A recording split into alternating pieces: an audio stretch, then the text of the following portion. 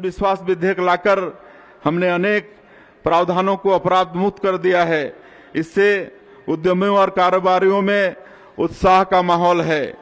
नक्सलवाद के दंश ने बस्तर के विकास में काफी बाधा पहुंचाई।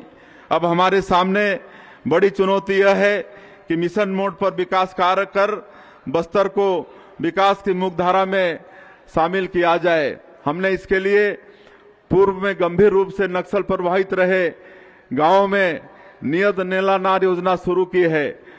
69 सुरक्षा कैंपों के 10 किलोमीटर के दायरे में आने वाले 403 गांवों में इस योजना के तहत शासन के 17 विभागों की भागीदारी से 53 हितग्राही मूलक योजनाओं और 28 सामुदायिक सुविधाओं का क्रियान्वयन किया जा रहा है।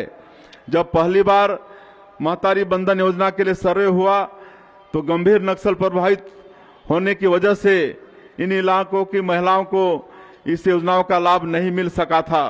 हमने इस योजना के तहत पुनः सर्वे किया है। अब इन गांवों की माता बहनों को भी इस योजनाओं का लाभ मिल रहा है। बस्तर में अधोसंरचना विकास के लिए जो मेहनत डबल इंजन की सरकार ने की है वैसी मेहनत कभी नहीं हुई।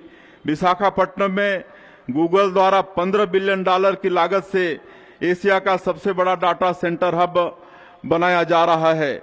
विशाखापट्टनम से छत्तीसगढ़ एक्सप्रेसवे के माध्यम से जुड़ रहा है। यह एक्सप्रेसवे छत्तीसगढ़ की समृद्धि रेखा बनेगा और पोर्ट सिटी के माध्यम से छत्तीसगढ़ के उत्पादों को दुनिया भर में पहुंचाने में मदद करेगा। इंद्रावती और महानदी को जोड़े जाने की पहल बस्तर के विकास में महत्वपूर्ण भूमिका निभाएगी। बस्तर और सरगुजा के अंदरूनी इलाकों में सड़कें बनाने के साथ ही यहां लोगों को पब्लिक ट्रांसपोर्ट उपलब्ध कराने के लिए हमने मुख्यमंत्री बस सेवा योजना आरंभ की। इसका संचालन स्थानीय लोग ही कर रहे हैं।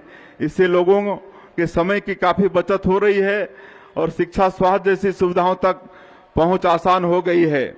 हमारे प्रयासों से धरती के स्वर्ग बस्तर में पर्यटक लौट रहे हैं।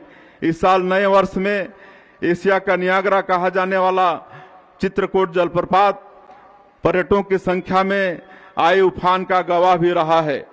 बस्तर की प्राकृतिक सुंदरता और इसकी अद्भुत जनजातीय संस्कृति को देश दुनिया को दिखाने हमने इस वर्ष भी बस्तर पंडुम का आयोजन किया है। स्वदेश दर्शन योजना के तहत हमने कवर्धा में भोरमदेव को शामिल किया और अब यहाँ काशी विश्वनाथ की तरह कॉरिडोर बनने का काम आरंभ हो गया है।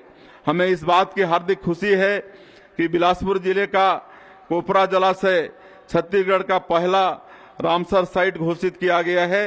इससे जैव विविधता को सहेजने में मदद मिलेगी। संस्कृत की श्रेष्ठ कविता मेघदूत की प्रेरणा कालिदास को सरगुजा से मिली। सरगुजा संभाग धरती के सबसे सुंदर हिस्सों में से है।